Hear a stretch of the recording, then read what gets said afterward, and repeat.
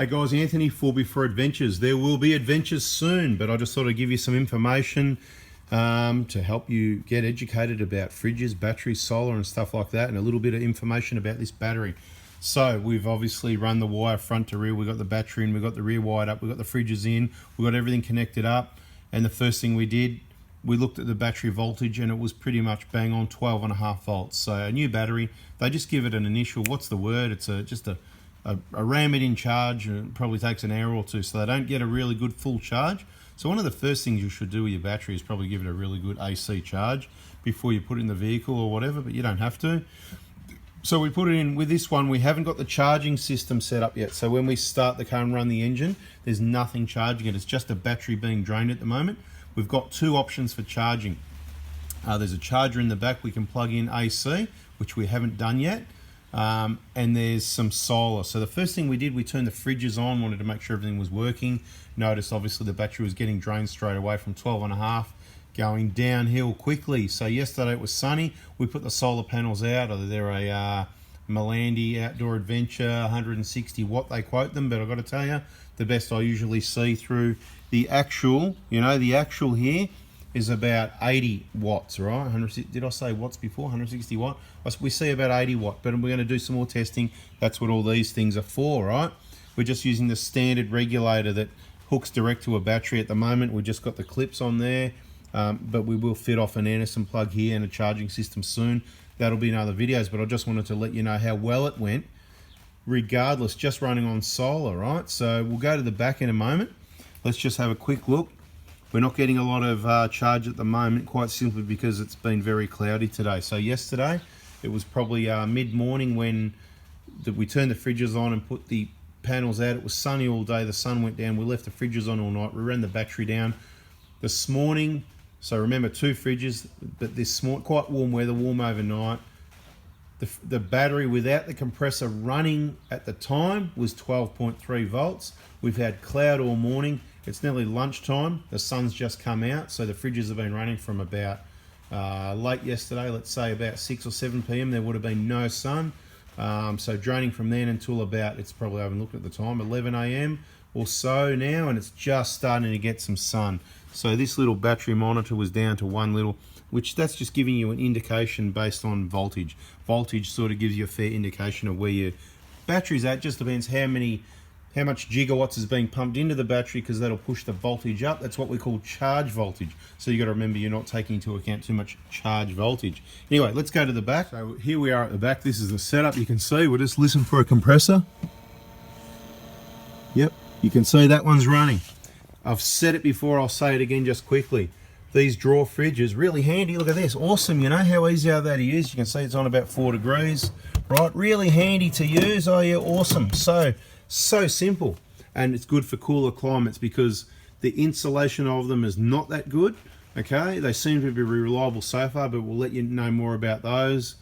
At least one or both the compressors seems to be running a lot of the time, so this is a really good test for this Century Joule Zone, Joule Force, whatever you want to call it, not Joule Zone, Joule Force, yeah, 90 amp hour. So it does really well, staying at 12.3 with all that hammering.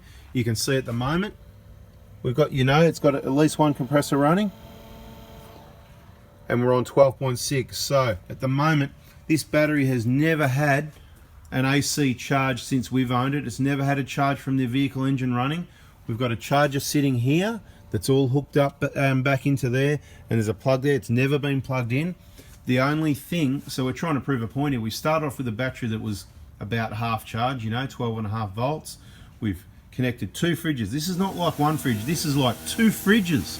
2 fridges, okay? Double the compressors, not very good insulation, and in hot weather, the panels, there they are there, the panels are just there, right? So we're all charging, it's all happening, right? Panels are charging, the gigawatts are going in, and this will slowly go up. So the point is, without even running the vehicle, starting off with a battery that's pretty flat, having cloud all morning, a set of solar panels can charge a battery enough to run 2 fridges, and if you had a fridge that was better insulated, and therefore more efficient, the compressor will be running less, and there's only one compressor, the battery's going to be even better condition. But by the end of today, with some sunshine, we will see around the 14 volt sort of mark, and we may even soon turn these fridges off. So just giving you some initial information just on how well this battery copes with, you know, I mean, I went for the 90 on purpose, right? So normally I'd run the Optima 55 amp hour. That runs our Engel, you know, 40-50 litre Engel type fridges, or those sorts of, you know, CF50s. No problem. You can park the car on Friday, come back on Sunday, the fridge will still be running.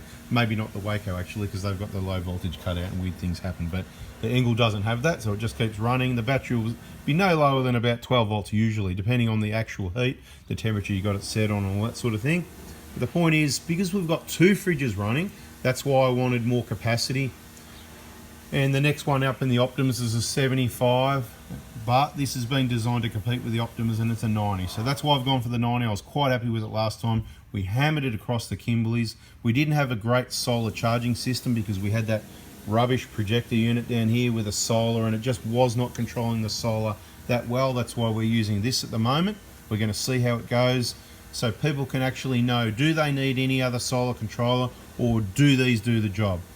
Do you need anything more than a Red Arc SBI to charge this battery? Can this alternator charge this battery and this battery just the same, or does it need help? So we're going to have all those answers step by step, and that'll be one of the next modifications that's going in, the vehicle charging system. But this is, like I said, just initial to let you know. Let's have a look at the voltage, what's going on. So it's getting up there, 12.7. We're only getting about 7 amps, you can see that. I actually said the wrong thing before. I was meant to be talking watts. There you go, 80 watts. Before I said 80, I don't know why I said that, and I was talking about getting totally mixed up. So yesterday we saw maybe around 7 or 8 amps maximum when the sun was right up middle of the day, and about 80, 90 watts. So we're seeing, even though they're quoted as 160 watt panels, this is the thing, you know, reality is different to what people, well, these companies quote. It's actually a big scam. It's actually a big rip-off. Doesn't matter whether it's, you know, I'm not picking on anyone, but whether it's anything from the cheap King's gear upwards, what they quote and what you actually get. You know, this thing here, this is telling you what you actually get. You get these off eBay. I think I got 2 for 60 bucks, right? They're the 200 watt ones. You can have a look at the brand, the seller, whatever you like. Yeah, there it is, 200 watts. Says it there in red. High precision watt meter. I believe it is very accurate. I've been doing some stuff with the multi. This is just a cheap multimeter we're going to keep in the car. But basically you can see the mathematics is you're getting about 7 amps. 7 amps is enough to run the 2 compressors and put about 2 amps into the battery. So if the battery's 90 amp hours and at 12.3 volts, let's say it's down to 50 like a fuel tank, it's got 40 to fill it up. It's going to take, if you're getting 7 and you're not running your fridges, 7 goes into 40 watt. Come on, who's good at maths? Let's just say you're going to need 5 or 6 hours to top up your battery, but if you're running the fridges at the same time, you're going to use about 5 of those, and only 2 is going to go into your battery, which means it's going to take hours. But for whatever reason, you're about to see what's going to happen, because this is why we do this. There's no way that battery can get charged by any other means. The system is just not here. It's sun only.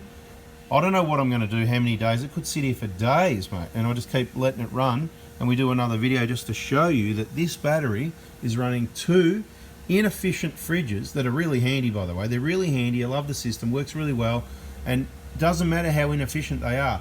This battery can still cope, because this engine's going to get driven every day. Once we're on a trip and the system's set up, it's either going to get charged by being driven, it's either going to get charged by solar, or it's going to get charged by getting plugged in. But this battery can cope with running 2 inefficient fridges. So get yourself a really efficient fridge, fits in the same space, like an Engel Eclipse, you know, value for money, you know, they're like, you can get them for 600 bucks on special, happy days, you know, hit up Repco when they got a special or something like that. And, you know, a basic set of solar panels, a basic charging system. We'll let you know more in the next video. Blah, blah, blah. I've talked enough. I'm just trying to get you thinking outside the square. Just because they said you need this, that, and the other, doesn't mean you need it. We're going to show you what you need and what you don't. Some value for money, batteries, solar, and other systems. Thanks for watching, guys. If you haven't already, subscribe, turn the bell on. Bada bing, bada boom. Hit the like button if you learnt something. See ya.